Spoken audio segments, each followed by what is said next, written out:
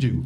Não é jogar fora a democracia liberal, formal, delegativa e representativa, mas ampliá-la de forma concreta, substancial, para que possa realmente fazer diferença, né? Então, ou seja, se a democracia não fizer diferença na vida das pessoas, né, as pessoas não terão apreço por ela, né? E uma das características do fascismo, do neofascismo, é exatamente o desapreço pela democracia, né? Então, a gente não pode, de forma nenhuma, permitir esse retrocesso histórico, né? Você vê como a gente retroagiu, né? Porque a gente sempre fez críticas à democracia, né? Que é liberal, burguesa. A gente sabe o que significa essa democracia representativa. E a gente sempre quis avançar, como você está colocando, né?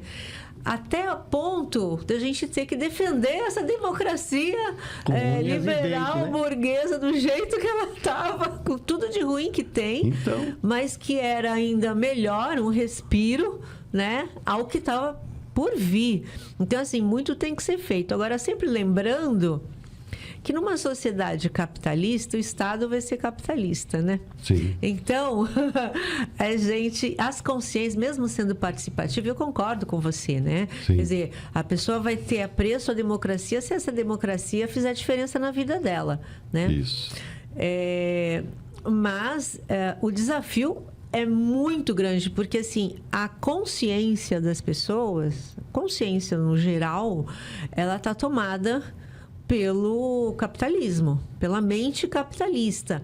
E aí, voltando ao que você falou lá no começo dos 3 liberalismos, eu acho que quando saiu do feudalismo, né, daquela do mundo teocêntrico para o antropocêntrico, né, a pessoa, o indivíduo se vê como indivíduo e dono das suas liberdades, né, eu acho que é aí que começa. O capitalismo, eu acho que ele se apropria, os mentores aí, os intelectuais se apropriam bem disso, né? Porque daí surge assim, eu sou um indivíduo, então eu me faço, né? O self-made man, né? O cara que se faz.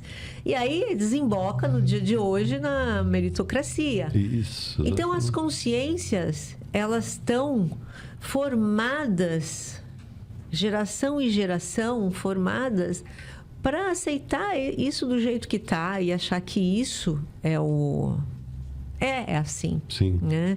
Então, a sociedade ela se estrutura dessa maneira capitalista.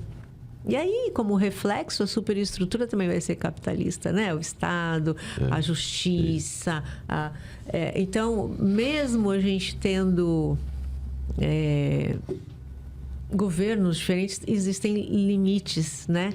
Que podem fazer muita diferença. Aí voltando então, ao que você está falando, né? Então, quer dizer, eu acho que o caminho, você está corretíssimo, quer dizer, Marx já apontava isso, né? Quer dizer, a história é a história dos meios de produção, mas os meios de produção não subsistem se eles não criam uma sociabilidade e uma subjetividade própria, né? Então, quer dizer, você tem um modo de produção capitalista que não subsiste sem a sociabilidade capitalista liberal e a subjetividade capitalista liberal, né? Então, e é por isso que se constitui pode ser assim, num sistema de organização coletiva da vida que tende a se manter, né, no tempo.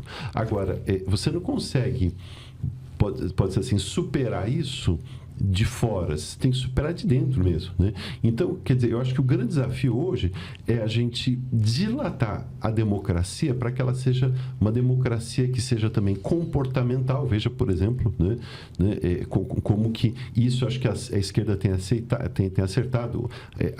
As pessoas estão vivendo tensões do ponto de vista da sua identidade sexual, da sua condição racial, dos seus afetos, dos seus sentimentos, das suas convicções, que tem que ser equacionados de forma democrática, né?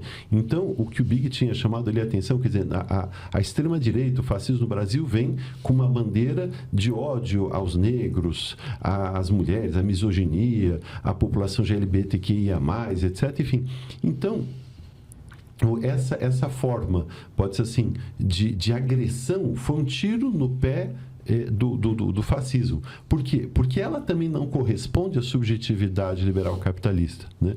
Então, a subjetividade liberal capitalista implica que as pessoas tenham a sua liberdade de convicção, de expressão, etc.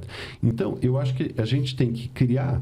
A gente só consegue garantir a continuidade da democracia política se essa democracia for também comportamental, for a democracia cultural, a democracia social e a democracia econômica, né? Ou seja, uma democracia que seja somente política, ela não subsiste, né? Porque ela não vai estar, pode ser assim, se conectando nem com o universo afetivo, subjetivo, cultural, nem com a objetividade do universo econômico, né? Então, se as pessoas não entendem que a estrutura política em vigor, a forma do Estado, legitima o que elas querem e garante condições de vida adequada, elas passam a deslegitimar o Estado, né?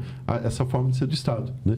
E aí, nesse caso, cresce quem? Cresce o discurso autoritário, o discurso